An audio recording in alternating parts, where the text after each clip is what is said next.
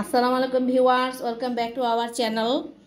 আজকে আমি পটল আলু দিয়ে একটি মাছের কারি রান্না করব, আর সেটা কিভাবে তৈরি করা যায় লেটস সি।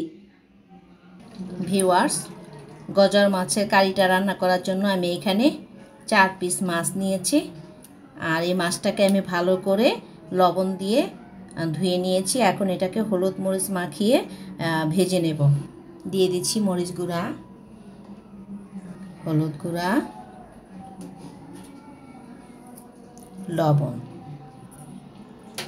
কেউ কেউ ভিউয়ার্স মরিচ গুঁড়াটা দেয় না, কিন্তু দিলে খেতে ভালো লাগে, টেস্টটা ভালো আসে। বিশেষ করে শুকনো ভাজা মাছটার মধ্যে মরিচটা দিলে খেতে ভালো লাগে।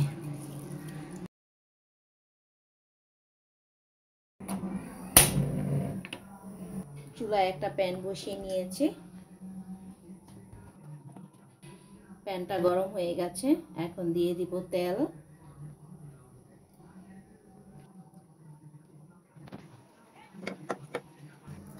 তেলটা গরম হয়ে গেছে, এখন মাছগুলো দিয়ে দিব।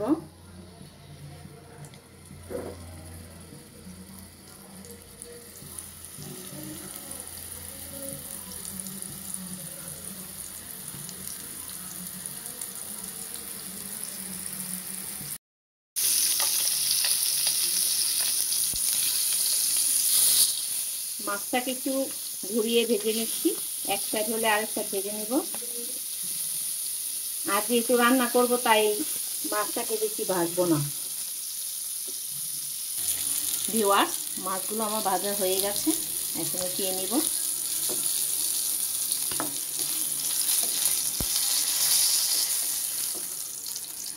এখন ভিউয়ার্স, মাছগুলো আমি আসলে যা দিয়ে রান্না করব। ভিউয়ার্স, মাছগুলো আজকে আমি পটল আলু দিয়ে রান্না করে নেব, তাই পটল আলুগুলো এখানে একটু ভেজে নিচ্ছি। দিয়ে দেবো একটু হলুদ গুঁড়া,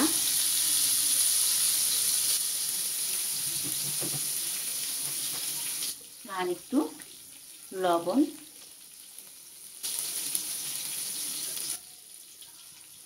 একটু ভেজে নেব এখন। ভিউয়ার্স, যারা আমার রান্নাটা এখন দেখছেন তারা এখনই সাবস্ক্রাইব করুন, আর পাশে থাকা বেল আইকনটি প্রেস করে রাখুন যাতে পরবর্তী রেসিপিটা আপনার কাছে চলে যায়। আলু পটলগুলো আমি বেশি ভাজবো না, যেহেতু রান্না করব, হালকা ভেজে নেব। ভিউয়ার্স, পটল আলুগুলো আমার ভাজা হয়ে গেছে। এখন আমি আরেকটি পাত্রে মাছের কারিটা রান্না করে নেব। এটা নামিয়ে নিলাম। প্যানটা গরম হয়ে গেছে, এখন দিয়ে দিব তেল। তেলটা গরম হয়ে গেছে, এখন দিয়ে দিব পেঁয়াজ কুচি। পেঁয়াজটা একটু হালকা ভাজা হয়ে গেলে তারপর অন্যান্য মশলাগুলো আমি দিয়ে দিব।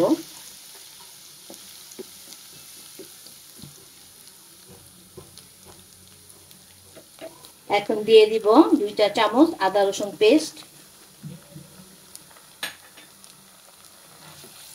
আদা রসুন পেস্টটাকে আমি একটু ভেজে নেব যাতে কাঁচা গন্ধটা চলে যায়। এখন দিয়ে দিব হলুদ গুঁড়া 1 চামচ, মরিচ গুঁড়া 1 চামচ, ধনে গুঁড়া 1 চামচ, ভাজা জিরা গুঁড়া 1 চামচ।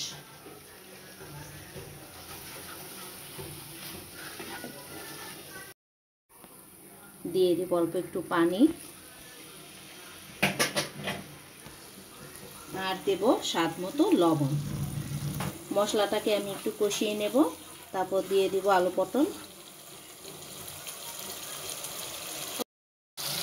মশলাটা কষানো হয়ে গেছে, এখন ভেজে রাখা আলু পটলগুলো দিয়ে দেব।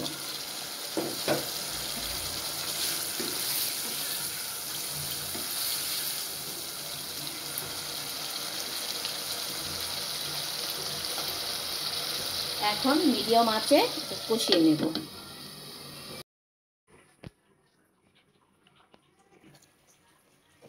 ভিউয়ার্স, তরকারিটা আমার কষানো হয়ে গেছে।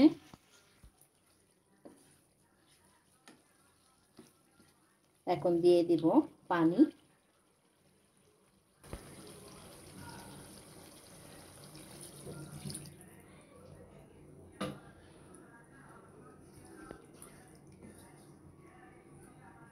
আমি আর 5 মিনিটের মতো রান্না করব, তারপর মাছটা দিয়ে দেব।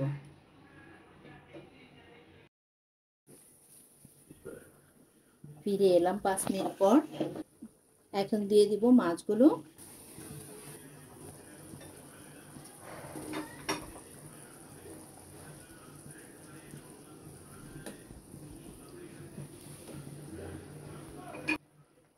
আবার ঢেকে রান্না করে নেব 8 থেকে 10 মিনিট।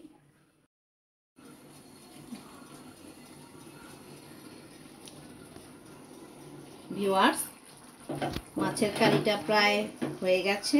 এখন দিয়ে দেব ধনেপাতা কুচি।